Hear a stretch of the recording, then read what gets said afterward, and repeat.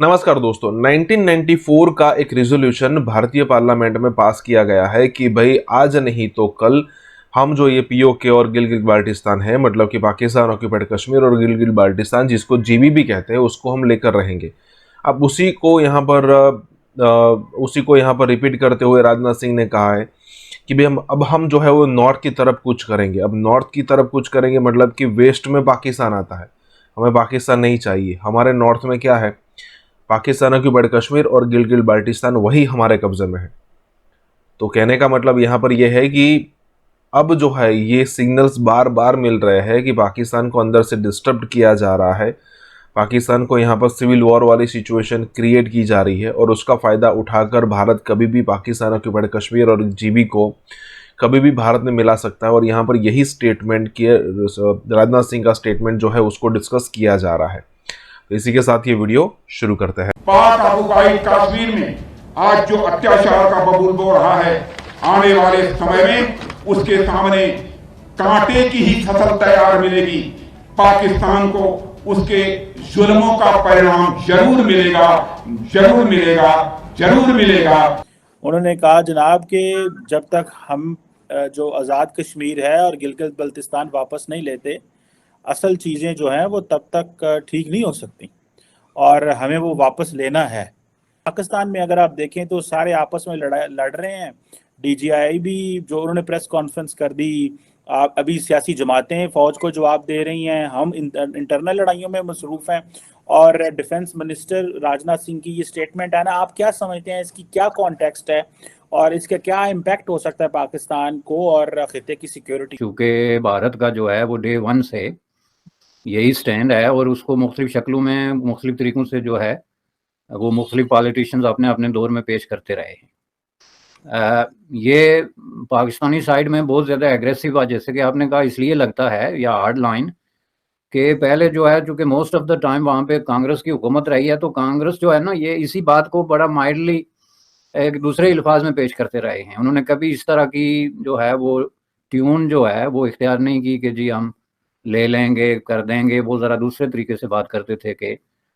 सब कॉन्टिनेंट में जो है वो अमन के लिए या माहिदा शिमला या ताशकंद या वगैरह वगैरह, जो भी एक लंबा प्रोसेस था। लेकिन जब से जो है वो ये सिलसिला बीजेपी के हाथ में है और उनके इर्द गिर्द जो लोग उनके इर्द गिर्द जमा हैं जो इस पावर पॉलिटिक्स में, तो उन्होंने तो उनके लिए ये कोई ना हार्ड लाइन है और ना कोई नई बात है। वो रिपीटेडली ये बात कहते हैं। और अगर आप इसको ज़्यादा गहराई से देखें तो जब कभी भी कोई मिनिस्टर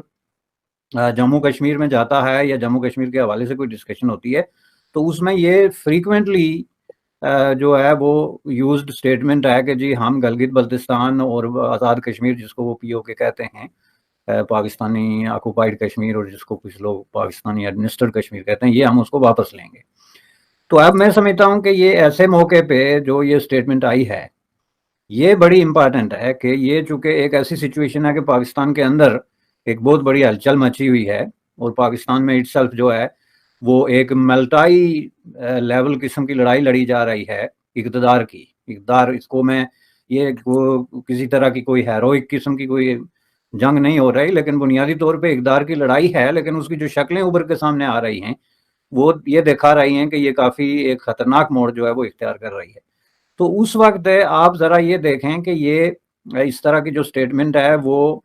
जो भारत के लीडर्स हैं वो अपने अवाम को रीअश्योर करते हैं कि वी आर फोकस्ड एंड हमने जो है वो अपनी चीज़ों पे नज़र रखी हुई है और हम किसी तरीके से भी इससे हटने के लिए तैयार नहीं। मेरे नज़दीक जहाँ तक इंडियन पॉइंट ऑफ व्यू है उसमें ये स्टेटमेंट जो है इसमें कोई चीज़ नई नहीं, लेकिन जो चीज़ नई है और मैं आपको यहाँ पॉइंट आउट करना चाहता हूँ वो रिएक्शन फ्रॉम पाकिस्तान है। कि पहली बात यह है कि आप देखेंगे पाकिस्तान की तरफ से इस पर रिएक्शन आएगा ही नहीं। उसकी वजह यह है कि जैसा कि मैंने पहले अर्ज किया कि पाकिस्तान के अंदर जो इंटरनल कॉन्फ्लिक्ट है, पावर पॉलिटिक्स की जो जंग जारी है, वो एक ऐसी शक्ल इख्तियार कर गई है कि उनको पता ही नहीं है कि मुमकिन है अगर भारत आके ये इलाके ले भी जाए तो बाद में पता चले उनको, चूँकि उन्होंने तो एक वो जो है आई बाल टू आई बाल जिसको आप कहते हैं, वो खड़े हैं एक दूसरे के खिलाफ। जिस तरह के दुश्मन तो बिल्कुल जो है वो सरहदें क्रॉस करके उनके आगे आके खड़ा हो गया। तो वो फोकस है। तो इन हालात में आप ये देखें कि पहली बात यह है कि जो उन्होंने रेफरेंस दिया है कि जो 5 अगस्त 2019 का जो प्रोसेस था वो कंप्लीट ही ऐसे होता है। और ये मैंने जैसा कि पहले कहा कि भारत की एक लॉन्ग स्टैंडिंग किस्म की स्टेटमेंट है कि पूरा state of Jammu and Kashmir हमारा है। और उसकी दलील वो ये देते हैं कि जो इंस्ट्रूमेंट ऑफ एक्सेशन हमने साइन किया था महाराजा हरि सिंह के साथ, जो कि रूलर था जम्मू कश्मीर का, उसने कुछ इलाके लिख के नहीं दिए थे, उसने पूरी state of Jammu and Kashmir का एक्सेशन किया था भारत के साथ, जो बाद में कुछ लोगों ने कुछ इलाकों पे कब्जा कर लिया जो हमारे इलाके हैं, और वो इलीगल है। अब ये तो एक आप इसका लीगल, ज्यूरिडिक, इंटरनेशनल, प्रैग्मेटिक किसी पहलू से भी देखेंगे तो उनका एक स्टैंड है जिसमें कंसिस्टेंसी है, उसमें जस्टिफिकेशन क्या है specifically with the Kashmiri point of view, और क्या इसमें कश्मीरी पीपल उनकी जो ओपिनियन है उसको भी रिकग्नाइज किया जा रहा है, नहीं, ये एक अलग चैप्टर है। लेकिन जहां तक उनके ऑफिशियल स्टैंड का ताल्लुक है वो बड़ा क्लियर है। अब इसी तरह पाकिस्तान जो है वो गुज़श्ता 70 साल से उसके जवाब में जवाब गजल जिसको आप कहते हैं के तौर पे कहता है जी रियासत जम्मू कश्मीर का हक खुद इरादियत और अवाम की मर्जी से हल होगा और रेफरेंडम कराएं।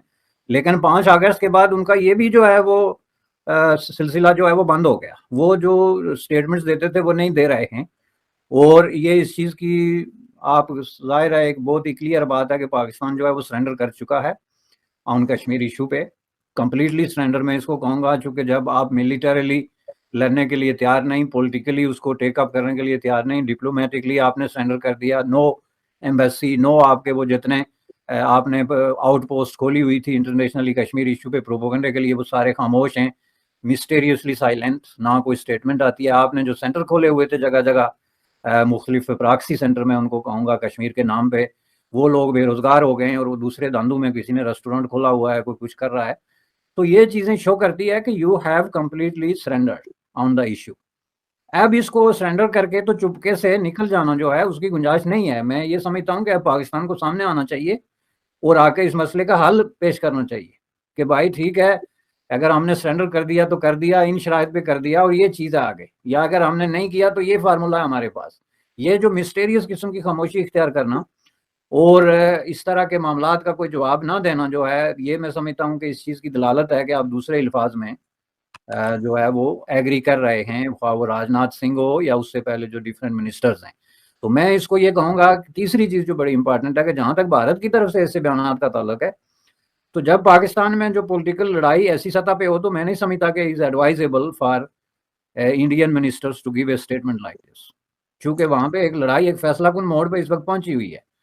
और उसमें इस तरह के बयान जो हैं वो पाकिस्तान में जंगबाज कुफ्तों को जो वारमोंगर्स हैं उनको एक तरह की स्पोर्ट के मुतरादिफ समझी जाएगी, ताकि वो कहेंगे कि लें जी अब भारत तो हमसे इलाके छीनने वाला है और ऊपर से आप हमसे हुकूमत छीनने वाले हैं और ऊपर से आपने हमारी अथॉरिटी को चैलेंज कर दिया है। तो ये उनको जो है वो आर्टिफिशियल ऑक्सीजन जो है वो मुहैया करती है जिन कुफ्तों ने नाजायज़ तरीके से या गलत तरीके से आपने जो है वो इख्तियारात में इजाफा किया हुआ है या जो भी उन्होंने सिचुएशन कायम कर रखी है। तो ये इस हिसाब से मैं इसको देखता हूँ कि इसके बड़े मल्टीपल किस्म के जो है पहलू हैं।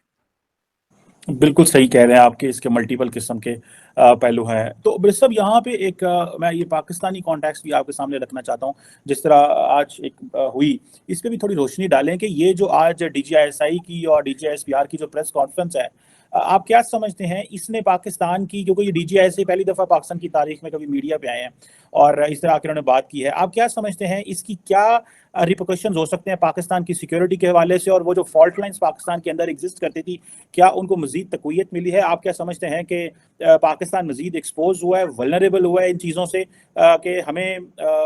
ये पता चला है कि अंदर खाते कितनी लड़ाइयाँ हो रही हैं और बहुत सारे लोग तो कह रहे हैं हमारा बाहर दुश्मनी कोई नहीं है, हम तो अंदर ही आपस में लड़ के मार रहे हैं। तो आप इसको आज कैसे देखते हैं? और जब आपने बिल्कुल सही कहा कि वो इंडिया को तो ये बातें करने की जरूरत ही कोई नहीं है जब इंटरनल इतने ज़्यादा मामला हैं। नहीं, ये बात आपकी बिल्कुल सही है जनाब कि ये जो है ना, ये सिर्फ पाकिस्तान के एक्सपोज होने की बात नहीं, बल्कि ये बुरे तरीके से शेकअप होना जिसको आप कहते हैं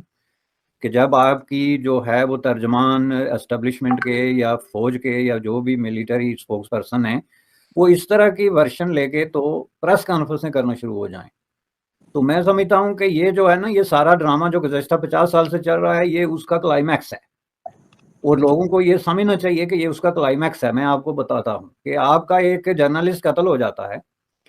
उसमें कोई क्रिमिनल इन्वेस्टिगेशन नहीं हुई, कोई अभी टीम कर नहीं हुई, कोई इवन जो है कंक्लूडिंग किस्म की रिपोर्ट खुद कीनियन अथॉरिटीज़ या पुलिस की तरफ से नहीं आई, तो आपके तर्जमान साहब बैठ गए प्रेस कॉन्फ्रेंस लेके कि जनाब ये केस नहीं बल्कि ये केस था, इसे केस ऑफ मिस्टेकन आइडेंटिटी,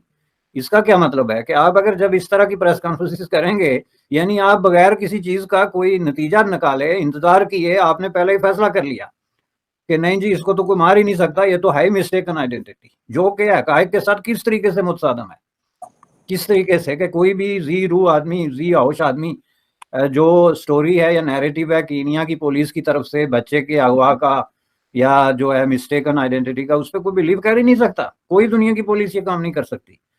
तो उसमें आप प्रेस कॉन्फ्रेंस कर लेते हैं, उसके बाद आप चूहे बिल्ली का खेल खेल रहे हैं गुज़श्ता 3 सालों से। एक लीडर जो है वो ओपनली आपको क्रिटिसाइज कर रहा है, आपको मुख्तलिफ तरीकों से ललकार रहा है, कभी आपको न्यूट्रल, कभी आपको कभी कुछ नाम दे के आपको चैलेंज कर रहा है, कभी आपकी मदद मांग रहा है, कभी आपको गालियां दे रहा है, कभी आपके आगे हाथ जोड़ रहा है, कभी सफाइयां पेश कर रहा है, कभी धमकियां दे रहा है, और आप कहते हैं हमारा सियासत से कोई ताल्लुक ही नहीं है। तो आज आके आप एक ऐसी प्रेस कॉन्फ्रेंस करते हैं जो इसके अलावा और कुछ प्रूव ही नहीं करती कि आपका सारा ताल्लुक ही सियासत से है, इसके अलावा आपका कोई ताल्लुक ही नहीं है। आप मुझे ये बताएं कि आपको कौन से कॉन्स्टिट्यूशन का उन्होंने रेफरेंस दिया जिसकी तहत जो है उनको एज सिटीजन को जवाब देना जरूरी है और मिलना जरूरी है। कौन सी कॉन्स्टिट्यूशनल ड्यूटी है किसी भी मिलिट्री सिक्योरिटी एजेंसी की, किसी मुल्क की या फौज की या किसी मिलिट्री एस्टेब्लिशमेंट की, कि वो सियासतदानों के साथ रात के अंधेरे में मिले और इसको खुफिया रखे। ये तो दूसरी तरफ से भी देखें ना, चलें उस तरफ से तो हम मानते हैं कि पाकिस्तान में सियासतदान जो हैं वो बेबी सिटिंग के आदी हो चुके हैं, वो इंडिपेंडेंट पॉलिटिक्स को गिव अप कर चुके हैं। अब उनकी सारी दौड़ इस बात पे है कि चीफ ऑफ दी आर्मी, ये जो आप कह रहे हैं कौन है हेड ऑफ दी जो होगा मिलिट्री एस्टेब्लिशमेंट, वो कौन है। और इस पे इतनी लड़ाई जो हो रही है और वो लड़ाई इतनी ओपन शक्ल इख्तियार कर रही है, तो जिसका मतलब ये है कि आप एक फेक और फाल्स किस्म की डेमोक्रेसी रन कर रहे हैं जिसके अंदर ना अवाम को कोई इख्तियार है, ना वो कोई फैसले कर सकते हैं। जब आप एज ए प्राइम मिनिस्टर ये तस्लीम करते हैं कि रिस्पॉन्सिबिलिटीज मेरी हैं और डिसीजन किसी और का है, हुकूमत मेरी है and somebody else is calling the shots, तो आप कैसे कह सकते हैं कि जनाब इस मुल्क में डेमोक्रेसी। आपकी तो सारी दौड़ ये है कि नेक्स्ट आर्मी चीफ कौन होगा और वो जो डिसीजन करेगा वो इस मुल्क को चलाएगा। तो इसका मतलब ये है कि आप अवाम के साथ बहुत बड़ी जो है वो एक तरह का फ्रॉड कर रहे हैं।